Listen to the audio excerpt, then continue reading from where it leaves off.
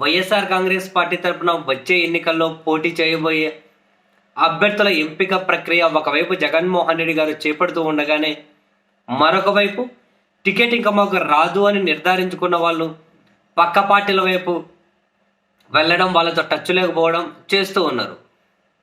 ఈ క్రమంలో విశాఖపట్నం కేంద్రంగా వైసీపీ నుంచి ఎమ్మెల్యే టికెట్ ఆశించిన రెండో వికెట్ కూడా వైకాపా నుండి డౌన్ అయింది. వైఎస్ఆర్ కాంగ్రెస్ పార్టీ నుండి డౌన్ అయి బయటకు వెళ్ళిపోయింది. మొన్నటికి మనం చూసాం, విశాఖ తూర్పు నియోజకవర్గ టికెట్ ఆశించిన వంశీకృష్ణ ఎమ్మెల్సీగా ఉన్నారు.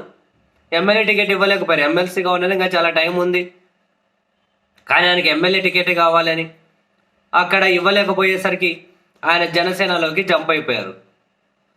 మళ్ళీ ఒక అట్లా జంప్ అయి 2-3 రోజులు తిరక్కముందే ఆ విశాఖ ఈసారి దక్షిణం నుంచి టికెట్ ఆశిస్తున్న జగన్మోహన్ రెడ్డి గారికి బాగా సన్నిహితుడిగా పేరున్న సీతంరాజు సుధాకర్ కూడా ఆయన జంప్ అంటే వైసీపీ అయితే రాజీనామా చేశారు. ఇక ఏ పార్టీలోకి జంప్ అవుతారు, వీళ్ళందరికీ ఏ పార్టీ టికెట్లు ఇవ్వబోతుందో ప్రస్తుతానికి తెలియడం లేదు. విశాఖ దక్షిణం నుంచి పోటీ చేద్దాం అనుకున్నారు, గతంలో ప్రయత్నాలు చేశారు, ఈయనకి టికెట్ రాలే. సో జగన్మోహన్ రెడ్డి గారు ఈయన మంచిగానే గౌరవించారు. బ్రాహ్మణ కార్పొరేషన్ చైర్మన్ చేశారు, విఎంఆర్డిఏ చైర్మన్ చేశారు. అయితే ఈసారి విశాఖ దక్షిణం నుంచి పోటీ చేద్దాం అనుకున్నారు ఈయన.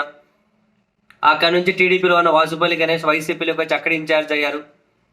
ఈసారి మళ్ళీగానే టికెట్ వచ్చేటట్లు లేదు ఈ సీతంరాజు సుధాకర్ కానీ వైకాపాకి రిజైన్ చేసి జగన్మోహన్ రెడ్డి గారికి ఒక లేఖ రాసి తనకు టికెట్ దక్కకపోవడం వెనక ఉన్నటువంటి కారణాలు, అక్కడ ఉన్న వర్గ విభేదాలు, ఈయన ఏ విధంగా విసిగి వేజారిపోయింది, ఇవన్నీ మొత్తం మీద అయితే ఒక లేఖలో మెన్షన్ చేసుకుంటూ వైసీపీకి రాజీనామా చేస్తున్నట్లయితే ప్రకటించారు.